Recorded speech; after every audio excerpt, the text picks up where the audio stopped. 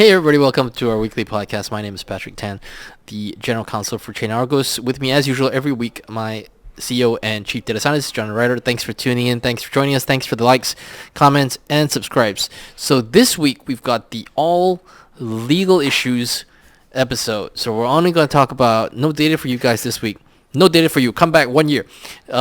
So this week we're going to go talk about all the legal stuff. We're going to talk about Pereira Bueno, the Pereira Bueno, the guy, the hacker guys with the consensus stuff. Anyway, Tornado Cash. We're going to talk about the Polygon network outage, and then a little bit about DPRK towards the end of the show. So, I'm not saying that Pereira Bueno. Perhaps, yeah. What are their names? Referring to them as the Karamazov brothers, but The Flying Sandos brothers. So these two brothers who've been accused of hacking, stealing from Ethereum, trading, flashbotsy stuff. So we'll go through what that means in a second, but it's a little bit confusing. So Ethereum is a blockchain with a consensus mechanism, and there's a relatively complicated proof of stake setup now. And stakers validate blocks, and somebody builds the blocks, and they get submitted around, whatever it is. And like most of these things, there's a mempool. If these terms don't make sense to you, it doesn't really matter. There's a bunch of machinery that runs it, whatever, blockchain.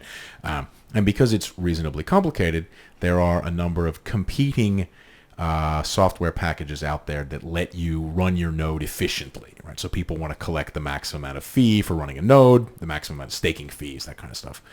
And one of the best known of those is Flashbots and some stuff associated with that. Whatever. These are packages of software you run on top of the Ethereum network when you run a node on the Ethereum network, and it auctions space in your blocks to people and takes fees from them and prioritizes based on who pays you and all that kind of stuff. Blocks come out every 10, 12 or 13 seconds. So there's some period where people can bid for spots, and this is where all of those things like sandwich attacks and all kinds of sort of front running and back running and Sandwich attack sounds delicious. flash loans and whatever that kind of stuff runs. So we'll go through sandwich attack, which is the simplest. That's where I look at the pending pool of transactions and I identify somebody as, say, buying some illiquid token, and I just pay the operator of that node, that system, that block producer, whatever, to stick a buy for me in front of them and then stick a sell back to them right behind them. So they're slot 7, and I just pay to be made slot 7, bump them to 8, and pay to be made slot 9. Right? So I buy, then I sell them to you. Right? Fine. Then you buy, and I sell them to you. Okay. So that's straightforward. It makes sense how that works, and Flashbots is one of the collections of MEV software that exist out there in the whole framework that people use to industrialize, to automate this. And most of the nodes on the network contribute to running these systems, collect these fees, all that kind of stuff. However, it's not really Ethereum. It's some stuff you run on top of Ethereum. And we should say that in traditional securities markets, some versions of that at least are definitely illegal. The exchange has a rule book, and as long as you follow the rule book, it's okay. There have historically been problems with undisclosed order types and the rule book not being complete, but that's resolved now, and people only do what the rule book says. And if you don't follow the rule book, you get in trouble, and then there's all kinds of discussions around what counts as spoofing and the rest of it. But the idea that you could pay the stock exchange to let you see pending orders and insert a buy ahead of somebody else and make sure that your sell order to them comes straight afterwards, that's never been in play. Even the dodgiest of Flash Boys era order types at exchanges didn't look that ridiculous.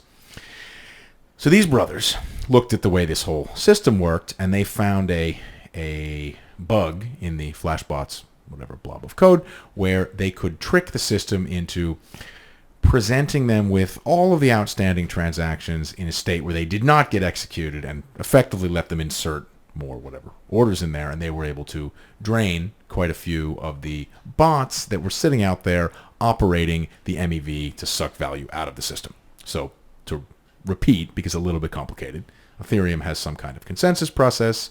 It's a little bit Byzantine, pun intended. On top of that, there's this whole Flashbots infrastructure that people use to industrialize the process of selling priority orders in pending transactions, for example, to allow front running on an industrial scale. And that's considered a positive feature of the system now. Apparently, these guys found a bug in that layer of software that they could use to trick those arbitrage bots into dumping all of their money to these guys. So they effectively tricked and front-ran the front-runners. They didn't exactly front-run them. They sort of tricked them into selling at zero, but the effect is pretty much the same. And these guys have been charged with a crime. It is unclear how what they've done is not okay if the front-running is okay. And most confusingly, the charging documents from the Southern District of New York state that their transactions called into question the reliability, veracity of the Ethereum blockchain. Something like undermining the integrity of the Ethereum blockchain. Which is wrong. That's factually incorrect. So the software that they have exploited is not a piece of Ethereum consensus software. It's an optional opt-in layer on top of it that not every node runs. I have run nodes that do not use that software. It's fine. You can argue that's not maximizing value. It's also not allowing this kind of craziness to happen. It depends on why you run the nodes as to what you want to do with them. And it's a permissionless system, so, well, other than the staking quantity. So you shouldn't be telling people how to do it. It appears that a collection of people associated with running a lot of the pieces of Ethereum have decided that this particular bug is a bug and not a feature, and therefore exploiting it as a hack. We need to remember the history of what the document calls maximal extractable value. Maximum extractable value is it was originally called minor extractable value, and it was originally called front-running that should be banned until people realized that the nature of the system makes that impossible. Yeah. And then they decided that it was a good feature, and then when mining stopped, they renamed it. So that's a bug that was declared a feature retroactively, and somehow in this case we've decided that this similar exploitation is a bug that needs to be punished. To be fair, the exact thing they exploited was called a bug by the developers of the relevant Flashbot software, and it was remedied. And the part of that fix that absolutely proves the charging documents are wrong, that this was not calling into question the reliability of the Ethereum network, is the fix did not require touching the Ethereum network code at all. The fix lived within the Flashbots layer. So it is not clear to me why the Southern District of New York believes this to be the case. It is not clear who told them that, and it is not clear what their understanding is of the difference between sort of among the various layers of this stack and what is and isn't exempt from being prosecuted and what is. Because the document describes front-running procedures that are obviously extremely out of bounds in any regulated market, and it's unclear if they're planning on charging those people or if for some reason those people are considered okay. And that is a great mystery to us, as I believe it is to many others. Is it possible that they go after this class of front runners first and then go after the original class later on? Would that make it more, less? It's possible. It would be, in keeping with what happens in crypto a lot, very amusing if these guys went into the government to complain and they took their statement down, everything, and charged the guys they were complaining about, and then afterwards turned around and said, by the way, you're also guilty. What's the Big Short scene with the, why are they confessing they're bragging? Yeah. It is conceivable that's what's happening, and I would be more confident that's what was happening if the charging documents weren't 100% incorrect in saying that this calls into question the reliability of the underlying system, which it does not. Think about it this way. Guy comes in, walks into the DA's office, he complains about this, and then they go like, great, whatever you said, we're going to go after these guys. Upon further reflection, we realize that you guys are doing it too. We're going after you as well. It doesn't really matter what we say in the first round of documents, as long as we prove that was unlawful behavior. We'll go back and fix it. I guess. The sentence doesn't make a lot of sense because, of course, the Ethereum blockchain has no protected legal status anywhere. It's not like there are specific exemptions for behaviors within financial institutions, insurance companies, doctors' offices. Different regulated industries get protections in exchange for the regulation for all kinds of different stuff. As I understand it, Ethereum there's no protection for the software. If anybody threatens the integrity of the Ethereum blockchain, then they are undermining my constitutional right to moon. Yeah, it's not clear what that means or why the government has a particular interest in it. Because you have a constitutional right to see your tokens go to the moon.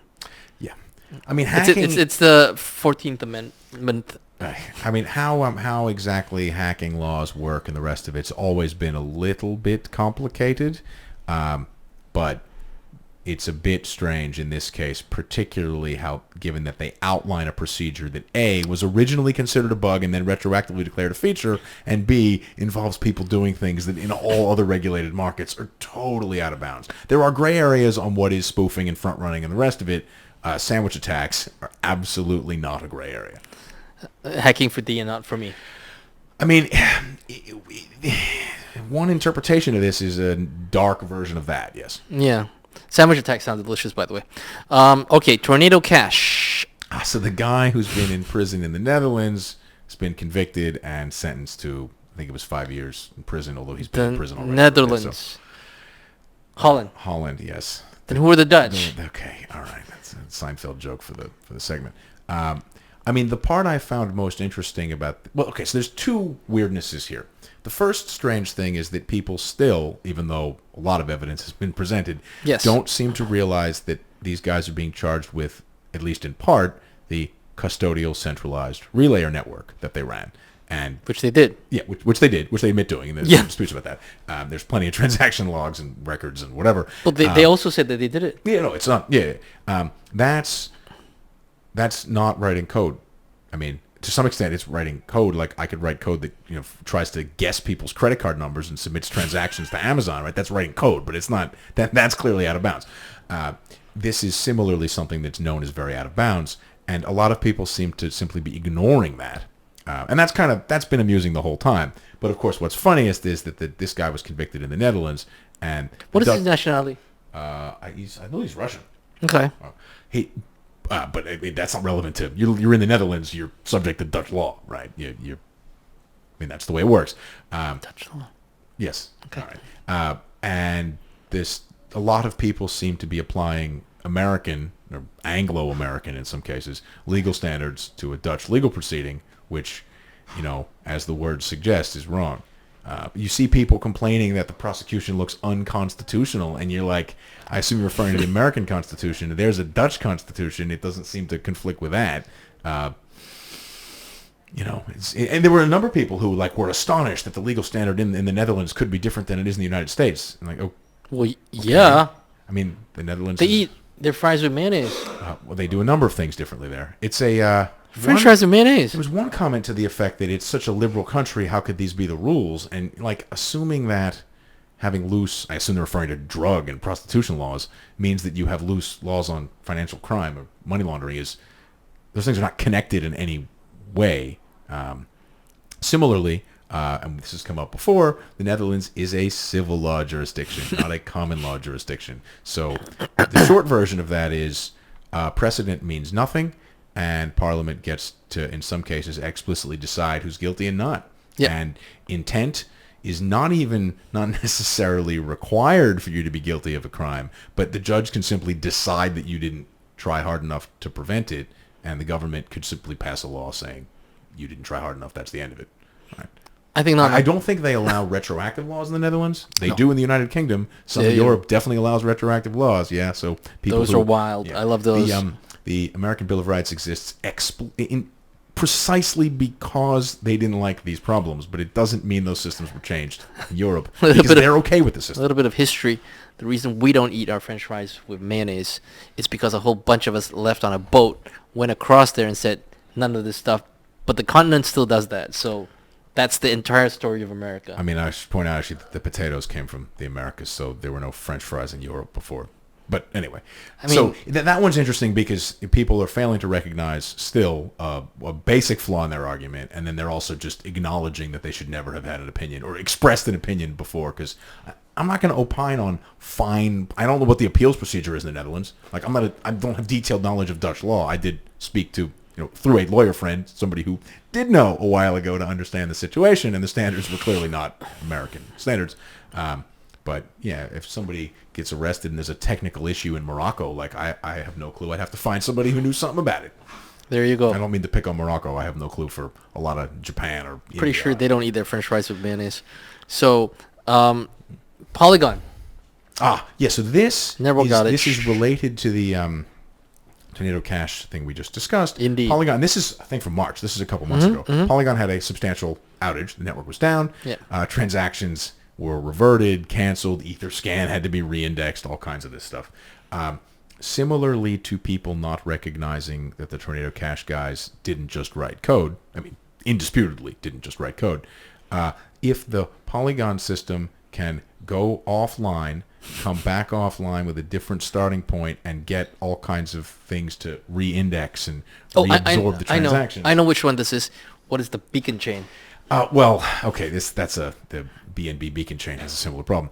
This is not only not a decentralized system at all, but you no longer have any plausible argument that you're not totally in control of the system because you brought the system down, changed transactions, talk about retroactive action, right?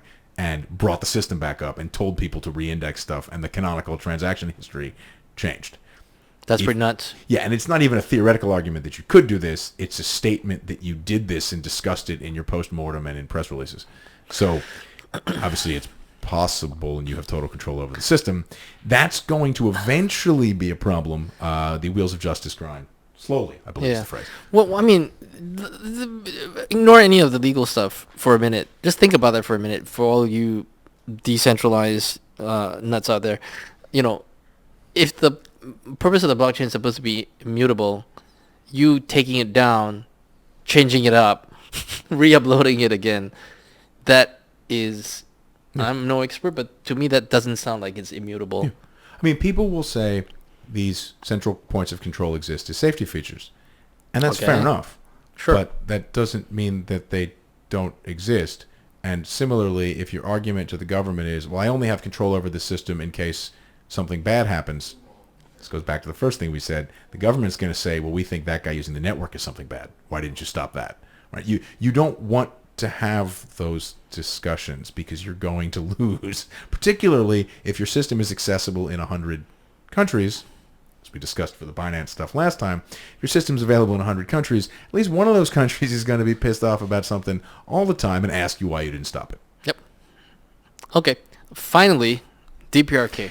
So this one is just funny. And in fact, we had an experience a year ago, 10 months ago, whatever. We spoke to a person whose, even the LinkedIn profile, pretty obviously, I think they said they went to high school in Pyongyang or something like that. Well, I mean, that could be honest.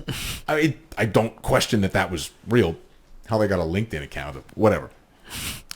Certainly, there has been discussion for a while about, North Korean developers, and I've seen disputes among blockchain investigator types saying, people are ascribing too much stuff to North Korea. They don't really know. They do this. One guy said something like they do this for clout. Arguments. Clout? Well, because you find the North Koreans as the top of the hacking heap or whatever. People make all kinds of expansive claims. But it's also been clear that there are folks working for, it's not just, I'm sure, North Korea, various governments, and infiltrating all kinds of parts of technology. The Cold War had all kinds of defectors, people working in aerospace and chemistry and parts of government. So, of course, there will be people working for intelligence agencies and related stuff, state actors, hacking, working for probably large technology companies, oil companies, banks. That's a thing. In this particular case, they found a bunch of seemingly random people who were helping to sort of place these guys in various tech companies in the U.S. I wonder how much of this is that it was a fairly unsophisticated operation, it was easy to catch, and how much of this is that this problem is not such a big deal anymore. I mean, who would have foreseen that remote tech workers coming out of the COVID lockdown era would lead to people hiring, covert operatives? It's obviously something that would happen and surely did happen and continues to happen. I'm sure every major Western tech company has actual spies working there because how many employees does Apple have? Right? Exactly. If you have enough employees, it will be a non-zero number. Yeah. You'd expect large banks, large telecoms, aerospace, whatever to have, because of course they do. Yeah. Right? I mean, not a lot. I don't know who these people are, but there must be a couple of people there. But this is particularly funny, and in crypto, it's more common in that you see them hacking stuff all the time, and almost all the developers are remote, and it's even sort of socially accepted to not know the person's real name. That's decentralization for you. I mean, if you're going to move anonymous money and hire anonymous people, you should assume that some of the people you've hired were not ideal. That's what the D stands for in DPRK, Decentralized People's Republic of Korea. There you go. Well, I think the person in charge of that would disagree with that organizational comment. But anyway, if you're watching, you do you. Yeah, that one's pretty funny just because